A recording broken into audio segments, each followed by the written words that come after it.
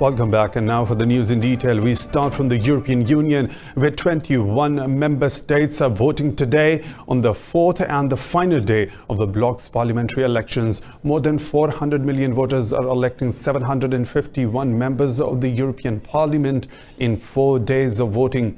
Polling is underway in Greece, Hungary, Bulgaria, Romania, Lithuania and Cyprus.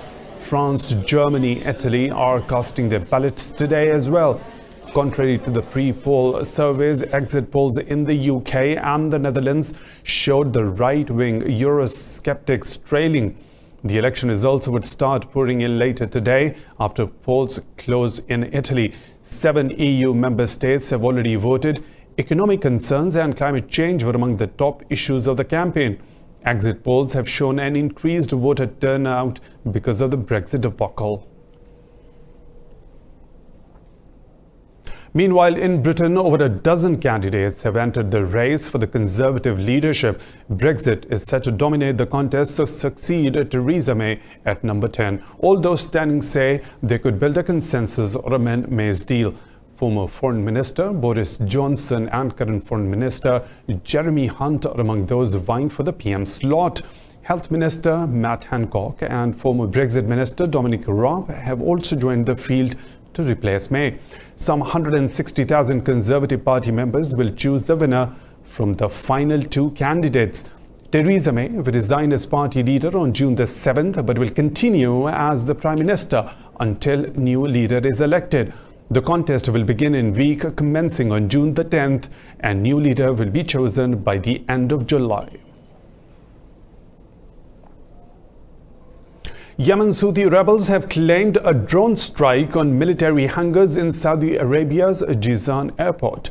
There has been no immediate confirmation of the Houthi attack by the Yemen's government coalition forces. In recent days, Houthi rebels have intensified the drone attacks in Saudi Arabia. Last week, Saudi air defenses destroyed a Houthi drone heading towards Najran airport.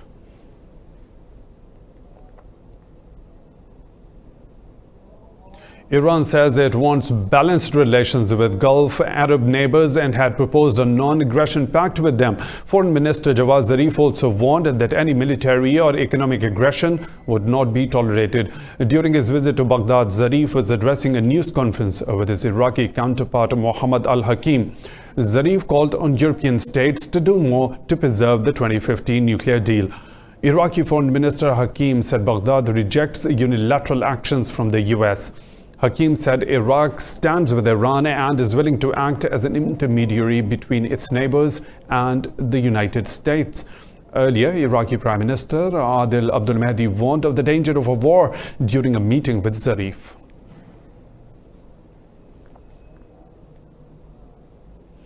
Thousands of people have rallied against Prime Minister Benjamin Netanyahu. The protesters gathered in Tel Aviv against moves to grant Netanyahu immunity in corruption cases. The Israeli Prime Minister got re-elected after calling snap elections amid multiple corruption inquiries. The move to grant himself constitutional immunity against prosecution in these raft cases sparked the protests. Netanyahu is alleged of accepting gifts from wealthy businessmen and granting favors to get positive press coverage. The protesters say the Israeli Prime Minister is trying to limit the court's power to avoid corruption trial. Sudan's protest leaders have called for a 2-day general strike from May the 28th amid a deadlock in talks with the military. Protest leaders said a strike would be an act of peaceful resistance to pressurize the military to hand over power. Talks between the protest leaders and the military council have hit deadlock over who should lead a new ruling body. Sudan has been in political turmoil since the army took power following the overthrow of President Omar al-Bashir on April the 11th. More than 40% of the lawmakers in India's new parliament are facing criminal charges. An electoral reform group said some of these charges are as serious as murder and rape. Indian democracy, the largest in the world, has long been tainted with the presence of criminals in the parliament. At least 233 of the 543 members named as winning seats in the 2019 elections face criminal proceedings. 116 election winners from Narendra Modi's Bharatiya Janata Party face charges including terrorism. 29 of the 52 Congress MPs face cases. One MP is battling 204 cases including manslaughter and robbery. Indian laws bar criminals from contesting an election only if they have been convicted with jail's terms of 2 or more years while in office. But none of the 185 lawmakers from the previous parliament who faced criminal cases were convicted. Many have returned for a new term. The temperature in parts of India has soared to over 45.3 degrees Celsius. Climate scientists say that the number of heat wave days in the country has increased over the past 15 years. Here are the details.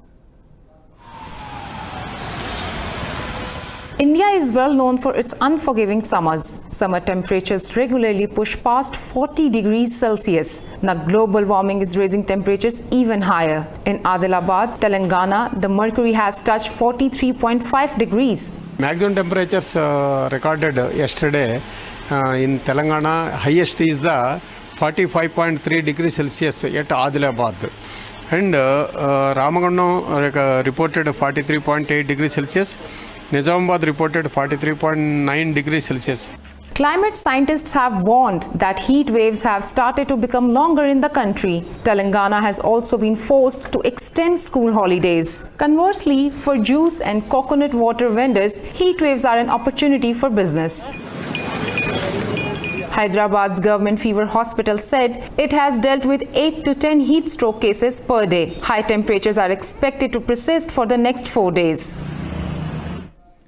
In Japan, US President Donald Trump has begun the second day of his Tokyo state visit by teeing off a golf round with Prime Minister Shinzo Abe. The two leaders ate breakfast together before heading out to play 16 holes of golf in Chiba City. Earlier, US President Donald Trump has urged Japanese business leaders to increase their investment in his country. US President Donald Trump is in Tokyo on a 4-day visit to the country. Addressing the business leaders, Trump said he is working to instill fairness and reciprocity in US-Japan trade relations. The US president said he hopes to address the trade imbalance and remove barriers to the US exports. Meanwhile, Japan's economy minister said that Japan and the US need to narrow their differences on trade. In another development, Venezuela's government and opposition will meet again in Oslo to solve the country's political crisis. In a statement, Norway's foreign ministry said the negotiations will be held next week. It said Oslo is committed to finding a mutually agreed solution to the crisis in Venezuela. Venezuelan President Nicolas Maduro thanked Oslo for its efforts in making the negotiations possible. Maduro said his delegation will take part in dialogue to reach an agreement with the opposition. But opposition leader Juan Guaido said nothing short of Maduro's removal will satisfy him. Venezuela has been hit by a wave of malaria cases, but the country's health system is crumbling because of a shortage in funding. More in this report. The first country to eradicate malaria in 1961, Venezuela is now seeing an alarming growth in the disease. In the southeastern state of Bolivar, gold mine tunnels are a perfect breeding ground for infected mosquitoes. In the mines, in the soil, the yellow mud or puddles, or when it always rains in the mines, there are mosquitoes. Of course, you use repellents, you sleep in mosquito nets, but there are still many mosquitoes, and I think I got infected with a mosquito bite, and not just me, but also many people.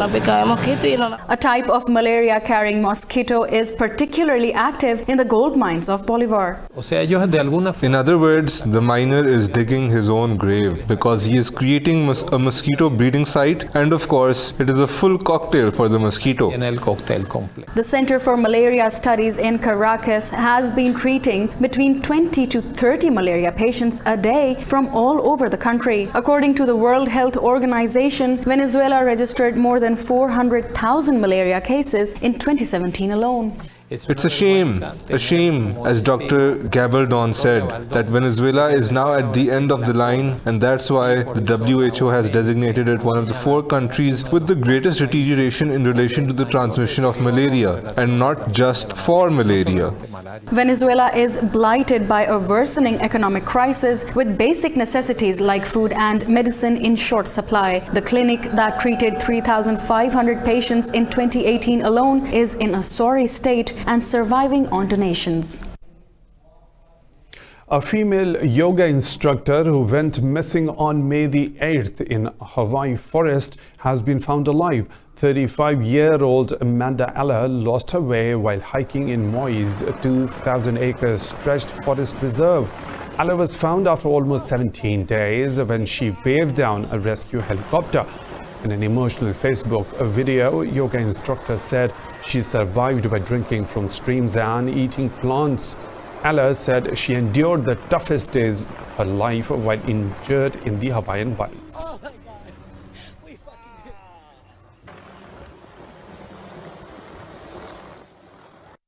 It's been a really significant spiritual journey that I was guided on. And there were times of total fear and loss and wanting to give up, and it did come down to life and death, and I had to choose. And I chose life. Papua New Guinea's Prime Minister Peter O'Neill has resigned amid political crisis in the country. The announcement follows weeks of high-profile defections from the government to the opposition. At a press conference, O'Neill said he does not have support to continue his job. He said recent development in Parliament requires change in the government. After 7 years in top job, O'Neill handed over office to former Prime Minister Julius John. Welcome back. An international maritime tribunal has ordered Russia to release 24 Ukrainian sailors detained last November of the Crimean Peninsula. The tribunal also called for release of the seized Ukrainian Navy vessels. Ukraine took the matter to the tribunal last month, but Russia did not recognize its jurisdiction and skipped the proceedings. Russia has accused the sailors of violating its maritime borders. In a 19-1 verdict, the bench urged both the nations to refrain from taking any action which might aggravate the dispute. Ukraine hailed the decision and demanded that Moscow swiftly comply with the ruling.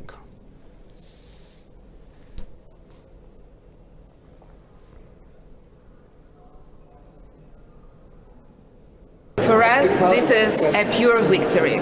That's what we asked the tribunal, and tribunal clearly stated that all our vessels and our crew should be released immediately. That's what we asked, and that's what we received.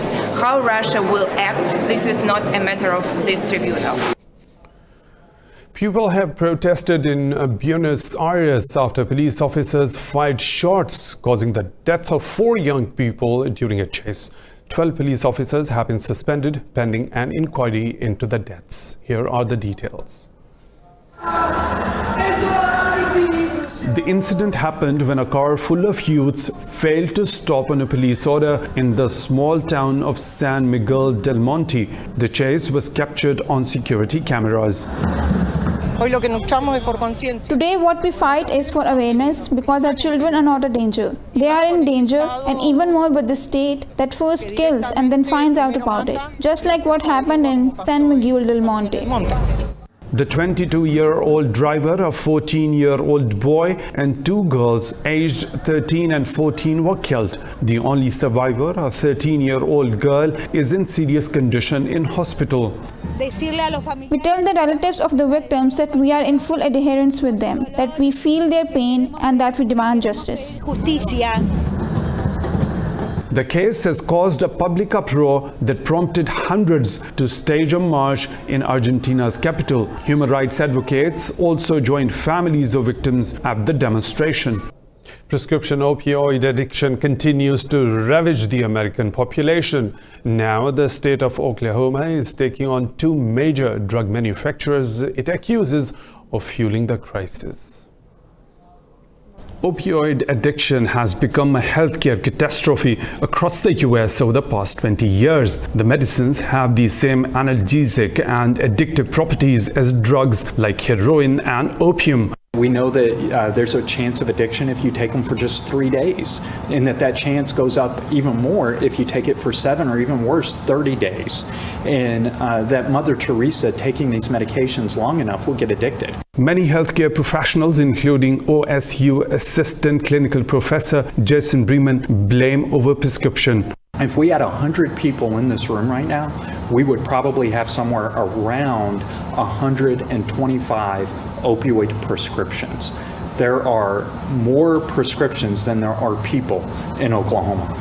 New Oklahoma is taking Johnson & Johnson and Teva Pharmaceuticals to court. The opioid manufacturers are accused of intensifying the problem, which caused over 47,000 overdose deaths in 2017. State prosecutors allege that pharma giants didn't do enough to inform the public of how dangerous opioids could be. The state also accuses Johnson & Johnson of marketing painkillers to children. There's a responsibility here that we believe is clear with respect to public nuisance law in the state. These companies, we believe, made no effort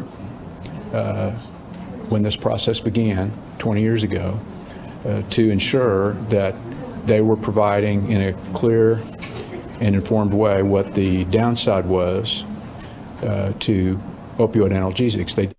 Johnson & Johnson and Teva Pharmaceuticals deny any wrongdoing. They say the state lacks any evidence linking their marketing and doctors writing unwarranted prescriptions. The pharmaceutical companies also say patients, doctors and drug dealers all played their part in the crisis. Family members of deceased opioid abusers say they hope the case will be a wake-up call for the U.S. Money going to the right places, to research, to treatment, that can make a difference. And I'm hoping that that will be the outcome of these lawsuits, and also maybe a wake-up call as the people of our nation realize that, there were some egregious things that were happening.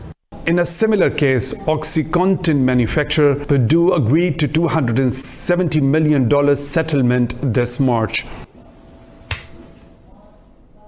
The Sydney Opera House has been lit up as part of the opening night of the annual Vivid Festival. The festival's 11th year has attracted visitors with floral ballet illuminations. Here are the details. People from all over the world have thronged to the annual Festival of Light, Music and Ideas in Sydney. The imagery, inspired by the Australian botanical environment, danced across the sails of the Sydney Opera House. I think it's fantastic, actually. I study architecture, and just looking at the Sydney Opera House is like one of my sort of bucket list items, and then seeing it like this is really remarkable, honestly. A dazzling ballerina captivated the tourists in front of the fluorescent Sydney Harbour Bridge. According to festival organizers, the Light Festival was attended by 2.25 million people in 2018.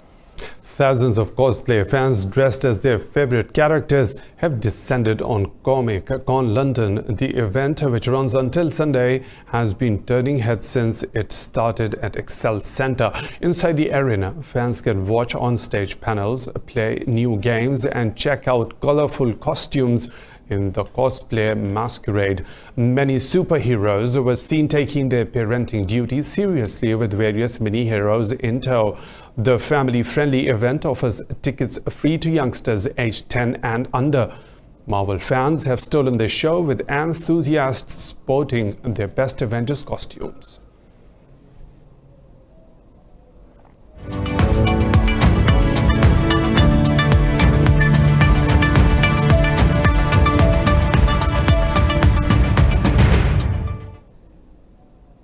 Lows and the highs of the business world now. London's FTSE Russell has announced that it will add Chinese shares to its widely tracked global benchmarks next month. In the first stage, 20% of A shares will be brought into the indexes. The move is expected to draw about $10 billion from the passive investors. The FTSE will add 40% of A shares to its indexes in September. Another 40% will be incorporated in March next year. The addition will be officially effective after the close of the stock markets on June the 24th. China has said that its industrial sector is advancing steadily and the impact of the US tariffs is largely controllable. Chinese Vice Minister of Industry and IT Wang Yizun said US's move to raise prices will also affect the global market. Wang said many American companies and consumers will suffer from the tariffs Washington imposed on Chinese imports. He urged the United States to stop unreasonable suppression of Chinese companies and allow them to operate and invest globally. Trade war between China and the US escalated after Washington increased tariffs on $200 billion worth of Chinese products.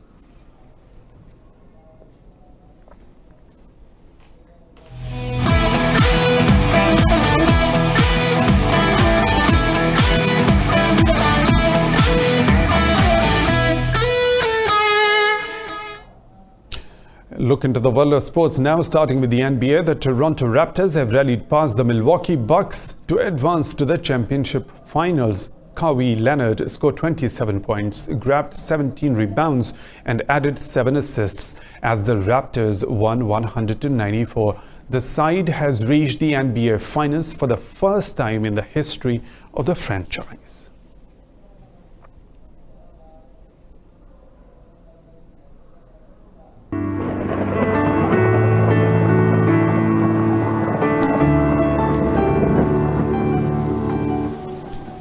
Time to take a look at the weather situation from around the globe.